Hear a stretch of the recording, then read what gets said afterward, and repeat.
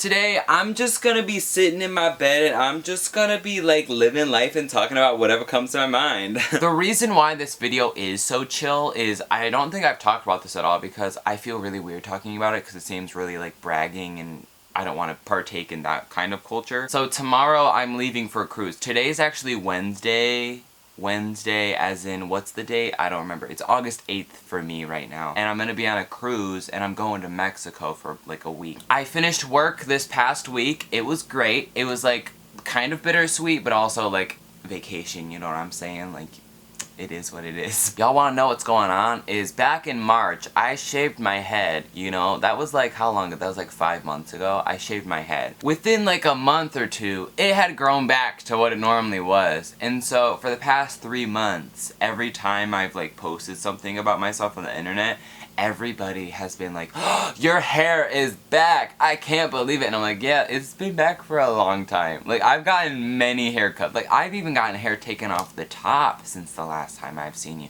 Like, multiple times since the last time I've seen you. My buzz cut grew back because it's been almost 6 months. Like, that's what happens. Like, I think it's so funny. But also, my hair does look really long and different because I am growing it out, actually. Like, having really, really short hair for 2 months, like, really opened my eyes to the possibilities of having long hair. Like, my hair is super thick and really curly. It doesn't cooperate, and it's really long, and it's crazy, and so I've never really had long hair because I was like, I don't think so. And because my hair would be like a low-key afro, and I'm like not down for that. I like wanted to have it long just to see like what it's gonna look like, and so the past like 3 times that I've gotten my haircut, I've just left the top how it is and just got that. I do like it. I feel like there's more to do with it. It's kind of exciting to like have like hair, you know, because normally I don't have that much on top. But like, it's exciting to look at. It's fun to like play with it, like twirl my finger and stuff. But also, I'm getting to this weird thing where my head is looking like a cone, and I don't know how I'm gonna deal with that, but it's fine. Speaking of that, you know, I've come to this really weird realization lately that I look so much like Arthur Reed from the show Arthur. I was like shook when I like thought about this. Like, I've always known this, but I've never vocalized it until recently. Like, if you get rid of my hair, I look like Arthur the Aardvark, and it's like not funny to me anymore. Like, it's real.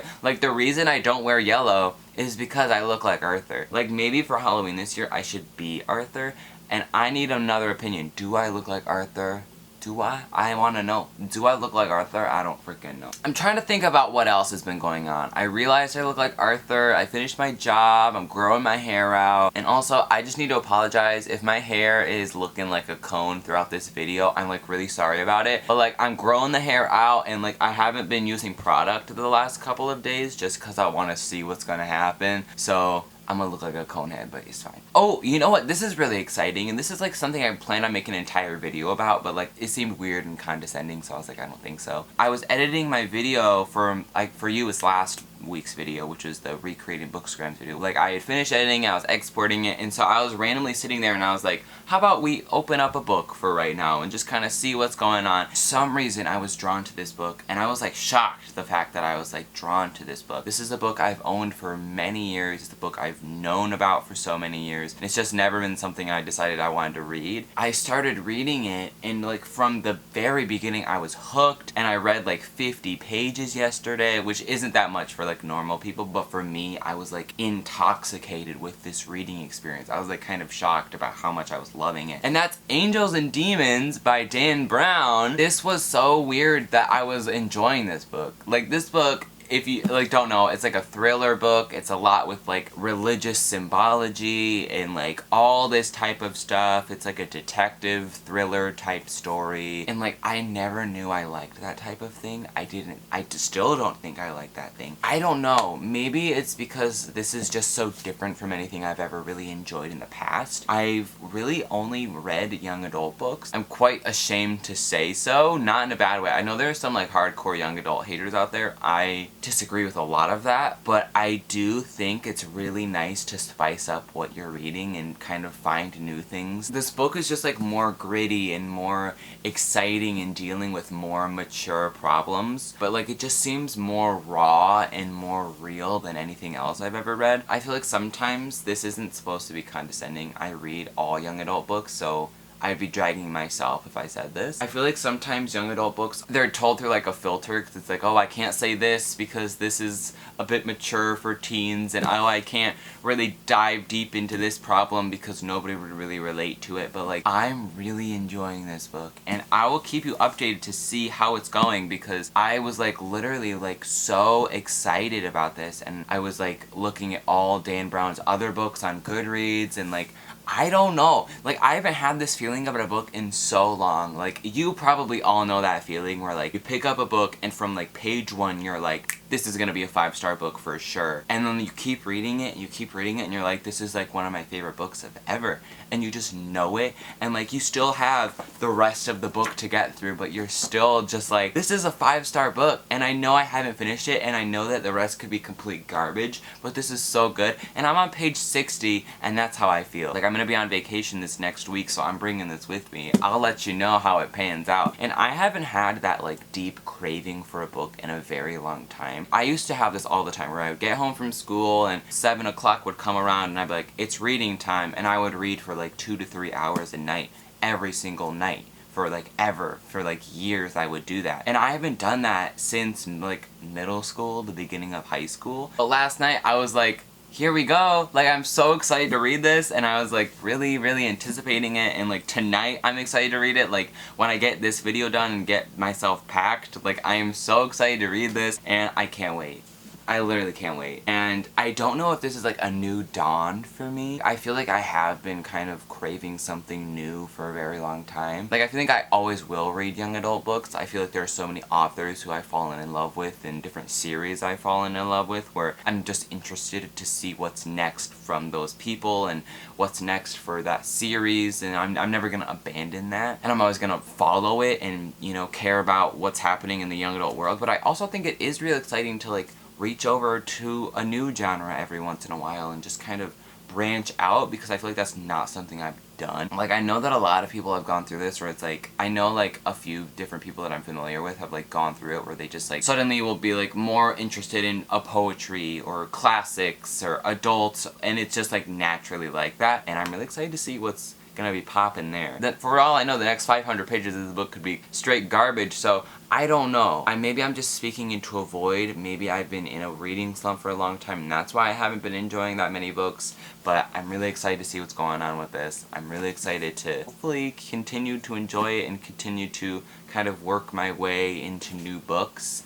And that's exciting. You know what I just realized? I'm so embarrassed. I have chocolate ice cream all over the sweatshirt. There's some right here, and some right here, and there's some right here. I'm really embarrassed. Ooh, speaking of the sweatshirt, I got this the other day. It's a Lord sweatshirt, because I'm garbage. It's Lord, and it says pure heroin right here. Not to be confused with drugs. I don't do that, but it's Lord. I love her, by the way. But like, I was kind of salty because I didn't order this. On that website, I ordered a different hoodie that was a Lord hoodie, and they sent me a complete different one. And like, naturally I would email them and be like, I didn't order this, but like, it's still pretty dope. And I've been wearing it the last couple days, and like, it's pretty dope, okay? Like I go through stages where like, I have like a favorite sweatshirt, and like right now, this is it. It's got ice cream on it, and it might be stained because it's been like that for 24 hours since I had that ice cream, but who cares? I probably do care, and I'm gonna have to wash it. It's fine. I asked for some discussion things. Maybe I'll touch on some of those if I see any of them that are exciting. Incest in young adults. I don't know if you're talking about City of Bones or if you're talking about Ugly Love, but either way, you nasty and you need Jesus. That is so disgusting. Like, when I made that Ugly Love video, which was one of my favorite videos I've ever made, like, I'm still really proud of that video. Make sure to check it out if you haven't checked it out. But everybody was like, step siblings isn't incest, and like, I got kind of dragged. That's something else I realize all the time, is people will like drag me for things I'd never said, and they'll immediately assume I'm an idiot. Like, I thought about making like a reading mean comments video, because like everybody does that, and like I think it'd be kind of funny. I was going through and finding them, and I'm like, this isn't even funny, this is just aggravating. Like, everybody else is like, you're an idiot, like how did, like those are like natural comments. For me, it's like, I get a comment like, sorry, I can't agree with anything you're saying, because in your Zenith video you said you can't fill death into a void because it's empty, and like, apparently that means I'm stupid because it's like you can't fill a cup because it's empty or something. Like, that's not what it is. I'm not saying if something's empty you can't put something else into it. Know what I'm saying? I'm saying you can't put death in a void. In space? What does that even mean? Like, a void is like something empty, right? Like, how do you put death in there? You mean like dead bodies? The essence of death? The actual, like, death? As in, like, the Grim Reaper? Like, I don't know what you mean! Like, it's so ridiculous. And the fact that I got dragged for that, ooh, that's the kind of hate comments I get. Where it's just, like, kind of aggravating, because it's like, I didn't say that, I don't mean that, that's not what I'm saying. Someone said, talk about BookTube autopilot. That's a conversation from, like, 10 years ago, and I don't even know what that means. Isn't that where you just post the same video over and over again? I feel like, just don't do that. That's what I have to say about BookTube autopilot. Ooh, let's talk about my writing, because that's something that I get asked about all the time because I don't really talk about it that much online. Like, I haven't talked about it in a while, and that's mostly because it hasn't been happening, and for no other reason than the fact that, like, when I have an issue with a draft, it's like I can't continue, and it's a big problem. Like, I wish I could just continue and, like, change things how they were, but, like, I realized that all my issues were, like, there were a few plot points that needed to be added in, and different, like, subplots that needed to be woven in for future books and stuff. But, like, the thing is that my main character was too passive and not active. And at first I was like, what the frick does that mean? I watched like 100 different writing craft videos on YouTube. And I watched it and I was like, my main character makes no decisions in the entire book, so you never see her motive at all. And that's what my issue was. And it's like, how do I just continue when I have 70,000 words that aren't like that and that all are leading up to this? That's how my brain works. It's all very linear. It needs to happen in an order or it's not gonna work for me. And like, for something like being too passive, it's like, what the frick does that even mean? Like, that's what I said. It just means that like, your character needs to be making decisions and having their motive and fighting for that motive, and she had a motive, but her motive wasn't an active motive. Her motive was passive. Her motive was that everything happening around her, she didn't want it to happen, and so her motive was to just not be doing it, but she kept being forced to do it, and so it just turned into her running all the time, running and trying not to be a part of it, and it wasn't a good enough motive to have an interesting main character. So that obviously is a very big thing, because it's like, that means I have to change her entire motive, but not only her entire motive, but I have to change her character arc, because the second book, lots of things change in that book, so in order for her to have a different motive but still end up in that same place is a lot.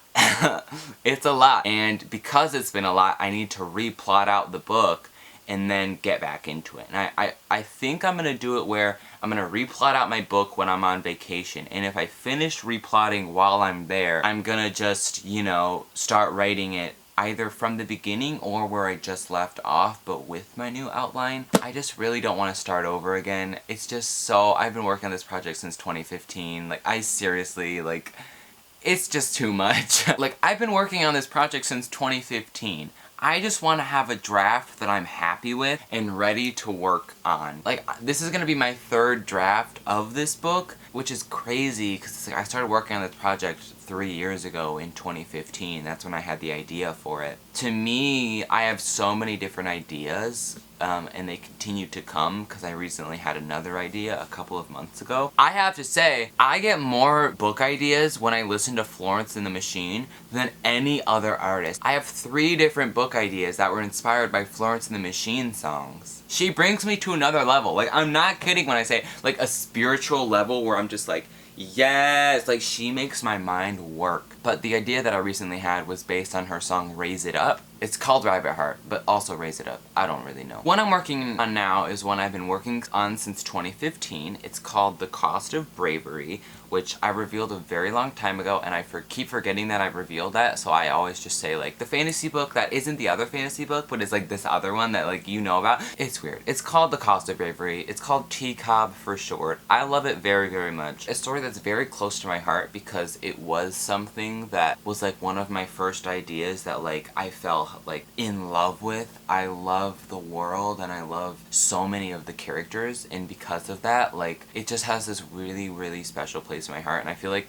I'm not gonna be able to move on to like another project. Like, I have so many ideas, but I feel like I can't fully move on to one of those fantasy projects until this book is like in a draft that I'm happy with. And there's a sequel to it. It's a duology. So book 2, I already know, is gonna be very, very long because there is so much that happens in that book. Like, it's crazy. Like, it's honestly so crazy, but that's a thing for another time. The reason why I never share my ideas, I never really share what they're about or like a general synopsis, is not only because it's subject to change, but also because to me a book idea is like something that's really, really precious and something that's really, really special. Like, something I love about writing is that like for a very long time it's something that's just yours, you know? Like, it's your project. It's your soul's project that you love so much. And when you give that to somebody else and you let them in on it, you know, then they have expectations about it. They know what it is, and it's no longer just yours, it becomes somebody else's, which for me right now, it's not even like an agent's thing. It's not even like a publisher's thing. It's just my thing. It's not your thing, it's my thing for right now.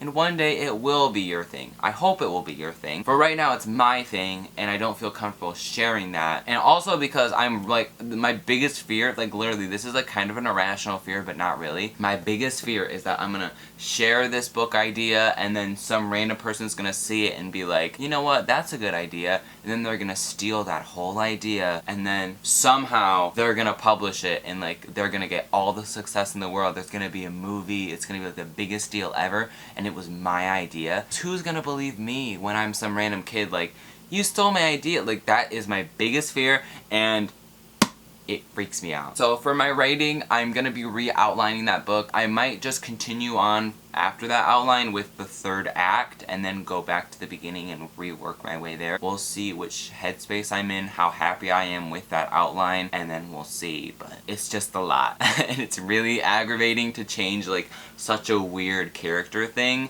but it's fine. It turns me to gold in the sunlight. I'm like horrified because I'm scared that like I'm gonna be grouped in, like, I see this all the time, and it actually makes me really upset when I see this. When people are like, oh, booktubers are only getting their book published because they're like, you know, have a following or whatever, which I don't like that much, just because everybody's like, oh, everybody's writing a book just so it can be published, and just because everybody else is doing it, and that freaks me out because I'm scared that I'm gonna get grouped in with that. But I'm not saying that anybody does that, because I don't think anybody does do that. I really would hope and assume that everybody does have a passion for storytelling and writing and stuff. Writing has been a dream of mine since I was very, very young. I wrote my first book when I was like 6 years old, and I just started writing this book, and it was like this stupid book with superheroes, and like everything was misspelled. It was really idiotic, and it was like really childish. I just love storytelling, you know, and although it was trash, like it was still something that I loved so much. Here's a journal from, I don't know what year this is from. I'm assuming like 2008 or 2009, and this is a story that I wrote called Robot Incorporated.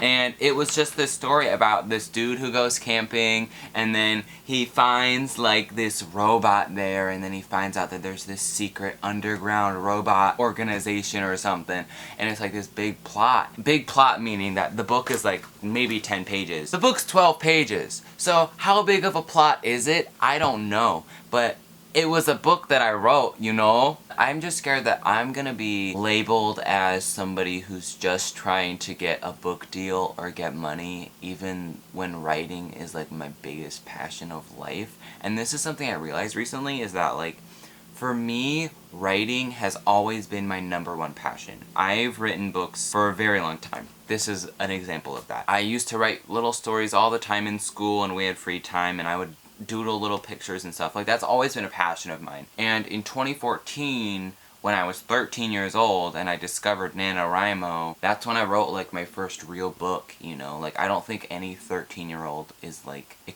desperate, like, ooh, I'm gonna get my book published because I got a following. Even though back then I had like 50 subscribers, so who the frick am I trying to get an audience, right? Writing is my biggest passion. I'd say more so than reading is. I'm scared that I'm gonna get grouped in. I'm gonna be labeled as someone who's just getting a book deal or just getting this because I have a following or because other people have done so, and I'm scared of that. Like, I'm gonna be a senior this year, which means I'm going to college next year, and I do plan on, right now at least, nothing is set in stone, but I do really want to go for English and creative writing and that kind of area of things just to make my writing its best self. Like, I do want to invest my future into writing. Writing is my biggest passion, and that's something I want to go to college for and study about and try to grow as much as I can.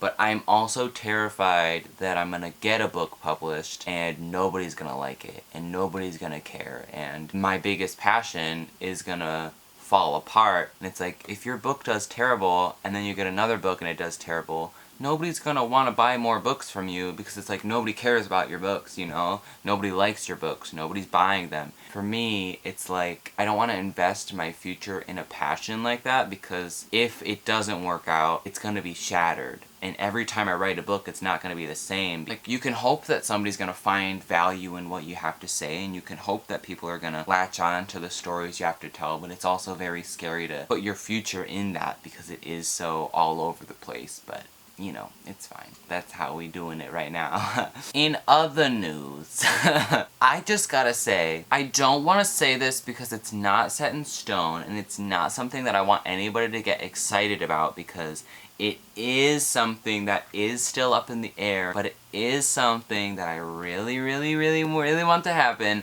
and that's the fact that I might be getting a puppy pretty soon. My dog passed away like 2 years ago. It was 2 summers ago, and it was really, really hard because I had that dog since I was in like 1st grade, so like it was, you know, it was really hard to have the dog that you grew up with kind of pass away. Like, since it was so sudden and it was so, like, freaky, you know, like, it really was hard to move on and get another dog after that. For the longest time, I was, like, thinking that I didn't want a dog because, to me, I couldn't give a dog its best life. Like, for me, when I get an animal, that is gonna be a member of my family, you know? It's not just, like, some pet that I'm gonna leave in my house all day. I'm gonna give this animal all the love in the world, and I'm gonna give it the love it needs, and I'm not gonna subject some animal to a life of sitting in the house all day without anybody to care for it. That's my original reasoning for not wanting to get a puppy, but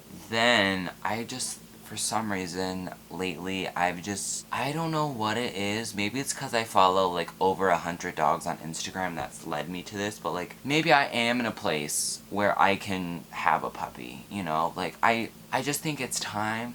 I'm ready to have one. I feel like the responsibility is gonna be hard, but it is something that I'm really excited to have. You know, I just want a puppy. I've had ideas that require a puppy for years. I want to have a dog pick my TBR, but I don't have a dog at my expense. But maybe I will soon, and I just want a puppy. That might be happening. I hope it happens, and you know, that's the tea. But also, I realize is that, like, I'm not a dog person or a cat person. I'm just an animal person. Like, I love all the animals. I want a zoo at my house. I want every animal. I want a hamster. I want a cat. And I want a gerbil. Like, I want all of them. And I want them all in my bed where I can cuddle them and we can have a little personal, like, aquarium.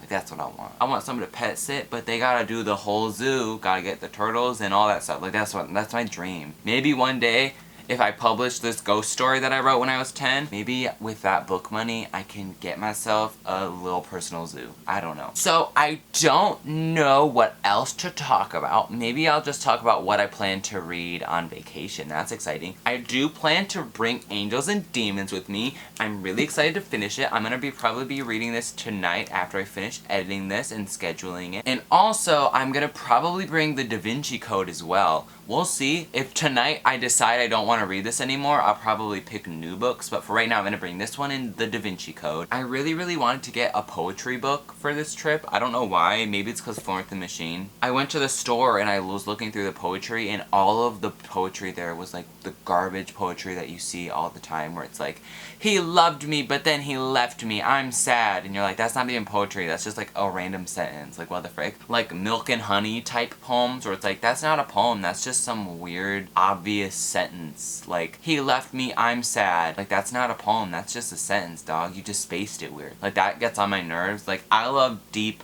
life poetry about the world and human emotions and stuff like that. Like, that's my type of poetry. Like Florence and the Machine, Lord type poetry. Like the you pick me up and take me home again, head out the window again type poetry. Like that stuff. That's what I want. How big, how blue, how beautiful? That type of stuff. Like, I don't want frickin' he left me, I'm sad. Like, no. So if you have any like really good poetry recommendations, let me know. I want the poetry and I want the tea. So if you got either of those things, just let me know. As for the third thing I plan to bring on vacation, I don't know. Maybe I'll find a poetry book before tomorrow. Seems unlikely. I might just bring these two. I am gonna be gone for a week, but like I am gonna be in the car for like many hours, so like I'm expecting to read at least one book, and I would like to have a backup book. But like, what if I go crazy and I read more than one book and I read 2 books? Then what am I gonna do? If you want to see like pictures and stuff from my vacation, I've probably already posted a lot of pictures. It's gonna feel like I'm on Survivor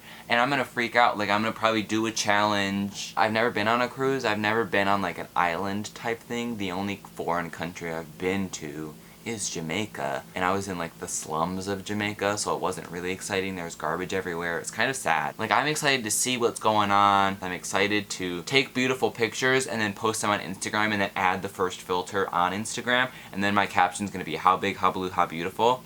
I'm excited to do that. I'm gonna go through all of Florence and the Machine's music, find the best quotes, and post pictures, and I'm gonna post it and I'll get at least 4 likes. So I think that's gonna be it for this video. I'll be back next week with something. I've been working towards a book pool party for a while. I'm trying to get it to work out. I need to buy a kiddie pool, and I don't know how I'm gonna fit that in my car. Maybe I'll buy a blow-up kiddie pool. That seems easier to me. But then do I have to manually blow it? I don't think so. We'll figure it out. Let me know what you're reading. Let me know how you're living your life. I'll see y'all in my next video. Next Tuesday, you pick me up and take me home again. Head out the window again. Gotta go for real now, bye.